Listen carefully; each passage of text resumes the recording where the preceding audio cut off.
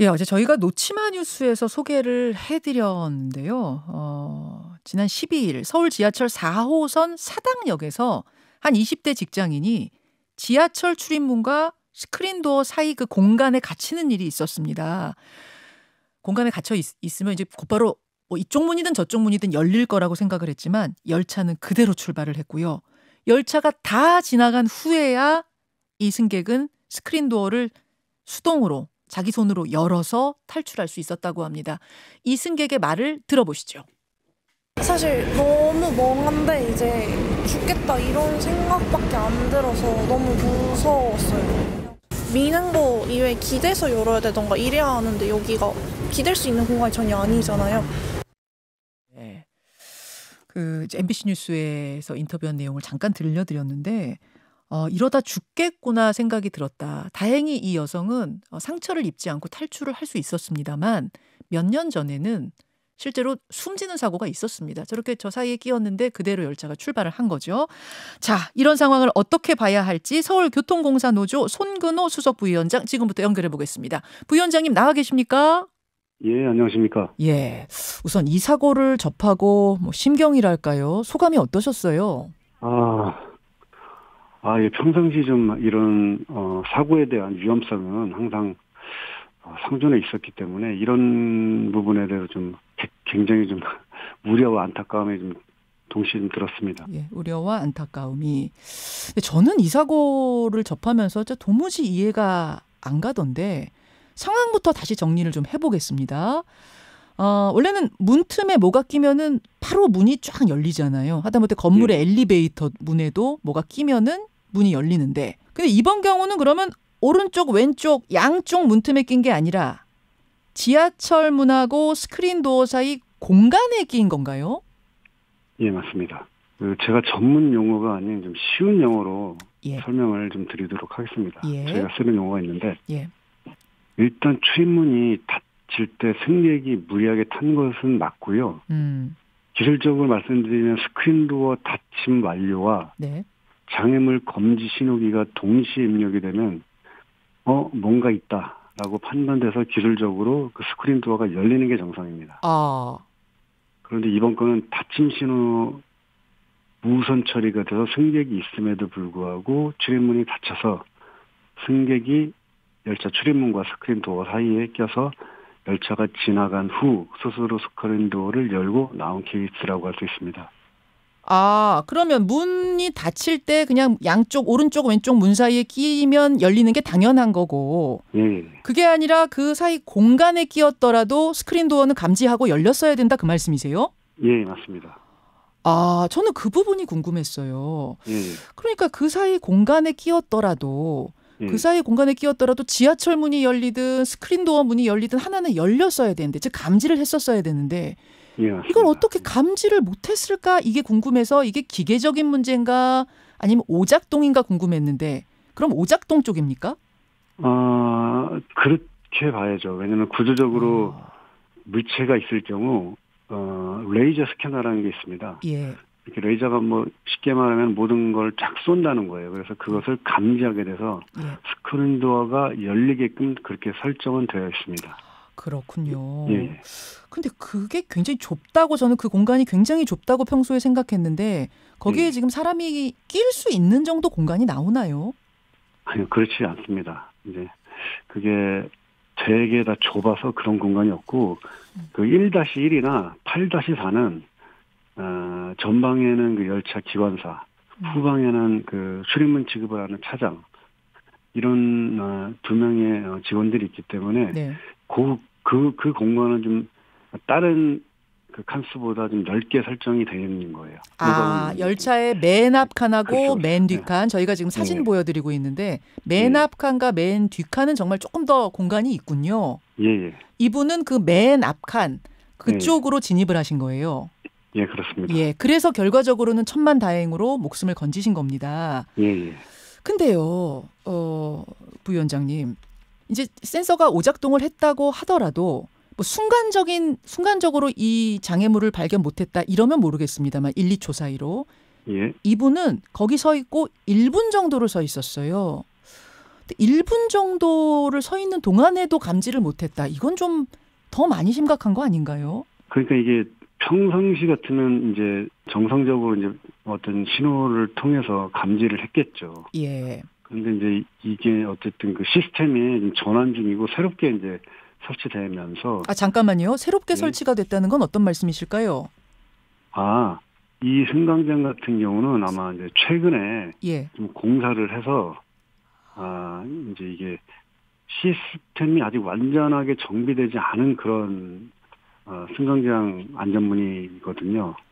사당역 여기가 지난 여름 내내 공사를 했던 걸로 저희도 파악하고 있는데, 예. 그래서 여기 스크린 도어가 설치된 게 그렇게 오래되지 않았다. 예. 혹시라도 그 과정에서 지금 안정화가 되지 않은 게 아닐까, 이런 의혹을 갖고 있단 말씀이시군요. 그렇죠. 예. 교체가 다 끝나긴 했습니까? 작업이 끝나긴 했습니까? 예, 다 끝난 거로 알고 있고, 거기서 이제 어떤 감리인이 거기서 이제 모니터링하고 이상 유무를 계속 점검하는 거로 저는 그렇게 알고 있었습니다. 예.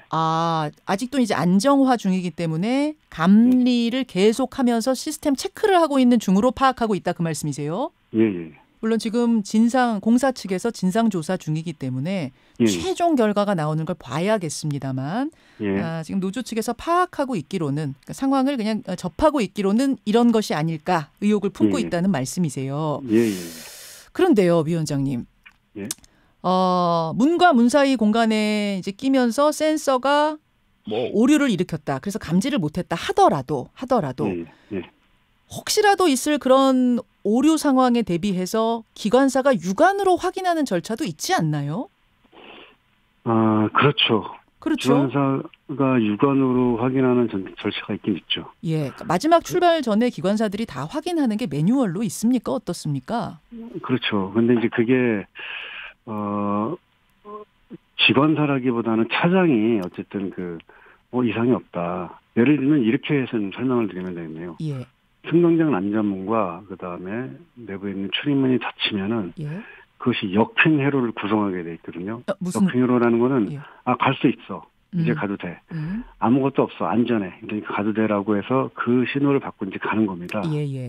그런데 그 당시에는 시스템상의 오류로 인해서든 어쨌든 이상이 있음에도 불구하고 승강장 안전문, 그다음에 출입문, 이것이 다 이제 안전하다라고 그 시스템상으로는 작동하는 차장이나 기관사에게 준 거죠. 그렇죠. 그러니까 그것을 보는 거고, 이제 당시 같은 경우는 시각이 되게 좀 준주한, 아직 러시가 이제 끝나지 않은 시각으로 제가 알고 있거든요. 공무시 정도가 됐으니까. 그래서 이제 그 사람들의 막 동선과 이런 것들이 끊임없이 계속 오고 가고, 그 시각적으로 보면 싹 탔어요. 딱 탔기 때문에 이제 안 보이는 거죠. 만약에 탔다가 걸렸거나 이렇게 했었으면은 봤을 텐데, 승객이 딱 탔고, 어쨌든 그 감시하는 어떤 그 직원에는 그게 보이질 않았다는 거죠. 탄 거로 인식이 된 거죠. 그래서 이제. 근데 맨 앞칸에 이분이 맨 앞칸 공간에 계셨는데도 그 차장 눈에 띄지 않은 건가요? 그러니까 어쨌든 간에 그 기관사는 전방에 선로에 이상이 없나 이런 것들을 좀 확인하고. 그러면서 이제 출발을 뒤에 이제 차장 신호를 주면 출발하기 때문에. 차장은 그러니까 기관사 말고 다른 분이 한 분 더 계시는 거군요. 그분도 앞에 타세요? 아니요, 그분은 뒤에. 뒤에 타세요. 그분이 CCTV로 모든 거를 파악을 하는 거예요. 근데 그 CCTV에 이런 이 공간은 안 잡힙니까? 사각지대가 있습니까? 사각지대가 있죠. 기관사는 이제 운전대를 잡고 있는 분이니까 앞에 뭔가 문제가 없는가 이런 걸 보는 거고, 출발해도 되는지. 맨 뒷칸에 있는 차장이 CCTV로 모든 게 괜찮은지를 보는데, 육안으로 확인하는데, 그 CCTV의 사각지대가 존재한다, 이 말씀. 그렇죠. 바로 이곳이 그런 곳이었을 수 있다, 그런 말씀이세요. 그렇군요. 지난 2019년부터 2023년, 그러니까 작년까지 한 5년간의 데이터를 보니까 서울 지하철에서 일어난 안전사고 중에 가장 많은 사례가 출입문 끼임 사고였습니다. 물론 이번처럼 공간에 끼인 건 아니지만 출입문 사이에 끼인 사고, 이 굉장히 많더라고요. 맞습니다. 이렇게 출입문에 끼어서 부상까지 당하는 사고가 이렇게 많나요? 그렇죠. 통상 이거는 그냥 어떤 일을 할 때 그런 것들로 좀 상황들로 저희가 좀 유추할 수 있는데, 예를 들면은 저희가 승무 사업소가 네. 그 15개가 있거든요. 네. 15개가 있는데 그 한 사무소당 내가 열차 꼈어. 이런 민원들이 평균 한 30에서 한 40 평균으로 해보면은 한 달에 한 400건 정도가 우리에게 항의를 하거나 민원을 넣는 거기 때문에 그런 걸로 좀 유추할 수가 있죠. 예, 그렇군요. 그래서 이게 대안에 대해서도 아마 노동자들이 고민 많이 해보셨을 것 같아요. 어떤 대안이 필요합니까?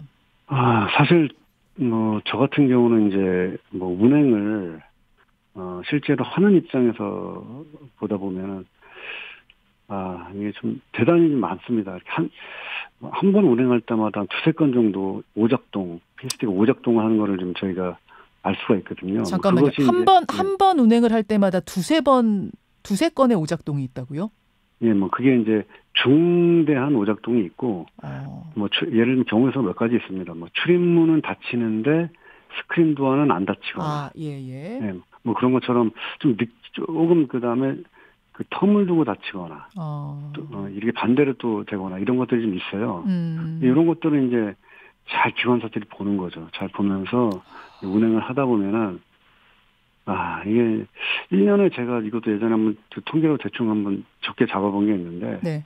1년에 한 360회 정도로 그냥 봤을 때 적게 잡아도, 예. 200명이 근무한다라고 치면은 한 7만 2천 건 한 사무소에서 그렇게 이제 추정할 수 있죠. 그러니까 이게 대단히 좀 사고가 많은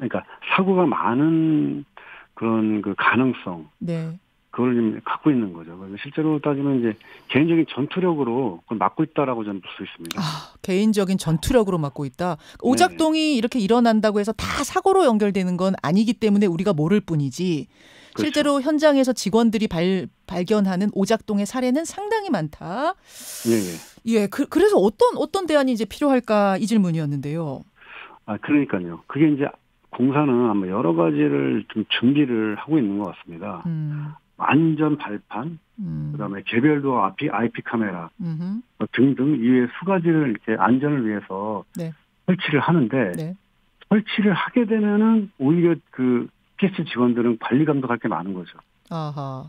아무리 이걸 잘한다고 해도 이제 그게 기계가 완벽할 수는 없는 거거든요. 그 빈틈을 어떤 아까 말씀드렸던 개인 전투력이나 개인적인 능력들로 이제 커버를 해야 되는데, 어쨌든 인원이 이제 부족하기 때문에, 이제 사실상 2명이 아니라 10개역 이상을 좀 관리하기 때문에, 여기 동시에 고장나는 경우가 비일배재하거든요. 그럼 출발해야 되고, 또 구점을 봐야 되고, 이거 봐야 되고, 공사 입장에서는 계속 어떤 보안 시스템을 계속 만드는 거는 이해를 합니다. 그러나 인력이 그렇게 된 상태에서, 계속 그런 시스템들을 만들다 보면은, 그거 감독해야지, 또 실제로 고쳐야지, 출동해야지 이러다 보면은 오히려 안전이 좀, 사각지대가 생길 수가 있는 거죠. 알겠습니다. 안전장치가 지금보다 훨씬 더 정교해져야 될 것 같고, 이렇게 오작동이 벌어지면 안 되는 거잖아요. 정교해지는 건 당연한 이야기이고, 그다음에 그것을 커버하기 위해서 계속 안전장치는 늘어나는데 그것을 관리 감독하는 인력은 부족하다. 그러다 보면 이런 사각지대가 존재할 수 있다. 이런 말씀으로 들리네요. 알겠습니다. 또 하나는 이제 승객들에게 하는 당부인데요. 급한 마음에 어떻게든지 타야겠다라고 생각하는 그 마음은 우리가 충분히 이해합니다만, 그럼에도 불구하고 이 안전을 위해서 한 발짝 자제해야 되는 것들 당부해 주세요. 실제로 2017년도로 기억을 하는데요. 실제로 급히 승객이 김포공항에서 타다가 아까 비슷한 상황이에요. 이제 그 사이에 껴가지고 실제로 사망 사고도 있었거든요. 저희들도 보면은 가끔 등골이 오싹할 때가 있어요. 막 뛰어오면은 우산 드밀고 머리 드밀고 하면은 저 괜찮은가 그래도 넘어지면은 또 괜찮은가 이런 것들로 이제 저희들은 좀 이렇게 항상 좀 심장이 두근거리고 그럴 때가 있거든요. 문이 닫히는데 우산을 거기다 집어넣어요? 문 열리라고? 그렇죠. 머리부터 디밀거나. 근데 사실은 그런 것들이 안에는 수천 명이 기다리고 있는 거잖아요. 그 사람 때문에 이제 몇 주씩 늦게 되면은 그 사람들 개인적으로 한 사람은 시간으로 환산할 수 없을 정도로 긴 시간이죠. 이런 것들 무리하게 타는 게 제가 보기에는 뭐 다들 그 마음은 이해해요. 저도 뭐 승객 입장에서는 뛰어가니까요. 이해합니다. 그러나 억지로 탈 때 좀 심각하게 되게 다치는 경우가 꽤 많거든요. 기관사들이나 차장들이 다 모니터링 한다고 해도 그렇기 때문에 이건 대단히 위험하다라고 좀. 당연히 기계장치의 정교함, 안전성 확보는 당연한 걸 테고요. 그럼에도 불구하고 만약의 상황에 대비해서 이 시민들은, 승객들은 자신의 안전을 좀 확보하기 위해 조금 더 여유 있게 무리하게 탑승하려는 시도는 자제해달라, 이런 말씀으로 이해하겠습니다. 아무튼 이 진상조사 결과 지켜볼 테고요. 이 대안까지 마련되는 것도 관심 있게 저희가 보겠습니다. 오늘 어려운 인터뷰 고맙습니다. 예, 수고하십시오. 예, 서울교통공사 노조의 손근호 수석 부위원장이었습니다. 김현정의 뉴스쇼는 시청자 여러분의 참여를 기다립니다. 구독과 좋아요, 댓글 잊지 않으셨죠? 알림 설정을 해두시면 평일 아침 7시 20분 실시간 라이브도 참여하실 수 있습니다.